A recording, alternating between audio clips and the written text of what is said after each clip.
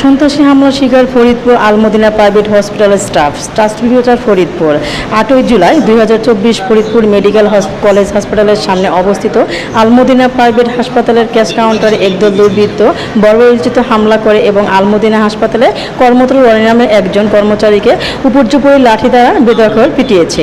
এ ব্যাপারে উক্ত প্রতিষ্ঠানের চেয়ারম্যান জাকারিয়া মোল্লা পলাশের সাথে যোগাযোগ করা হলে তিনি সাংবাদিকদেরকে জানান, গভীর রাতে একটি প্রতিষ্ঠানে ঢুকে এরকম হামলা অতীতের বর্বরতা কেউ আর হার মানায়।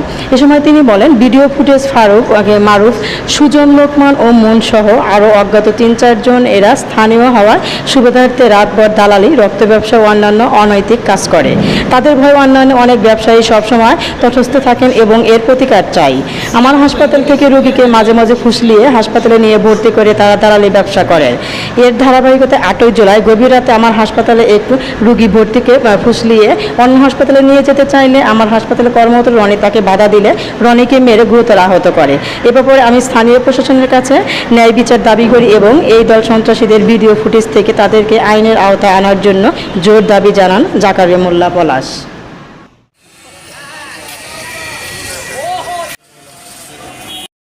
গতকালকে আপনার এই আলমদিনা হাসপাতাল কি হয়েছিল এই বিষয়ে আপনার নাম পরিচয় দিয়ে বিস্তারিত বলেন। গতকালকে রাত্রে আমি এখানে ছিলাম হলো 11টা পর্যন্ত। প্রতিষ্ঠানের কাজকর্ম সেরে আমি বাসায় চলে গেছি। বাসায় যাওয়ার পরে হঠাৎ করে প্রতিষ্ঠান থেকে একজন ফোন দিয়েছে যে ভাই প্রতিষ্ঠানের ভিতরে মারামারি হচ্ছে। কী হয়েছে বলে কে বা কারা এসে আমাদের স্টাফকে মারতেছে। কেন মারতেছে জিজ্ঞাসা করার পরে আমি আবার প্রতিষ্ঠানে আসলাম।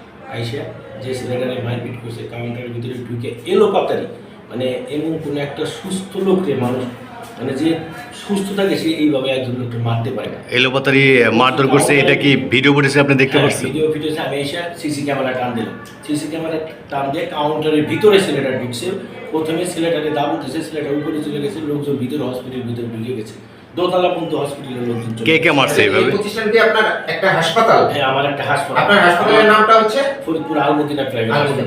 এই হাসপাতালের ভিতরে কাউন্টারে লোক গ্যাঞ্জামটা হয়েছে। কাউন্টারে গ্যাঞ্জামটা হয়েছে গভীর রাতে না? গতকাল গভীর রাতে। পরে আমি জানতে পারলাম কি নিয়ে গন্ডগোলটা হয়েছে। স্থানীয় পোলাপান, এইসব পোলাপানরা টোটাল মেডিকেলরা একটা আলোড়ন সৃষ্টিকারী। ভিডিও ফুটেজে শনাক্ত করতে পারছেন কারা এরকম মারধর করছে? খাচ্ছে রক্ত ব্লাড দিয়ে, মানে রুগীরে মানে যত প্রকার ইয়া আছে আর কি নাজাল আছে। এই এদের কাজে এদের ডিউটি হলো রাত্রে, এদের দিনই কোনো ডিউটি নেই। সারা রাত্রে, সকালবেলা বাসায় যায় ঘুমা, সারা রাত অনেক সময় অনেক গৃহ। আমি আপনাকে বলছি কি, নিঃস্ব করে দেয় এদের কাজ হলো। আপনি ভিডিও ফুটেজে কাউকে শনাক্ত করতে পারছেন কিনা, চিনতে পারছেন কিনা? লোকমান নামে একটা ছেলেকে চিনছি, আর হলো সুজন আছে, আর মারুফ। তো এই ব্যাপারে আপনি কি স্থানীয় থানায় কোনো অভিযোগ করেছেন কিনা? এই ব্যাপারে আমি এখনো কোনো অভিযোগ করি নাই। এদের এই মুখ খোলার মতো কোনো পরিস্থিতি নেই। এদের বিরুদ্ধে অভিযোগ করতে গেলে পাল্টা অ্যাকশন শুরু হয়। মানে তারা মানুষকে কখনোই মানুষ মনে করে না। তারা কি এখানকার স্থানীয় প্রভাবশালী? এখানে স্থানীয় প্রভাবশালী।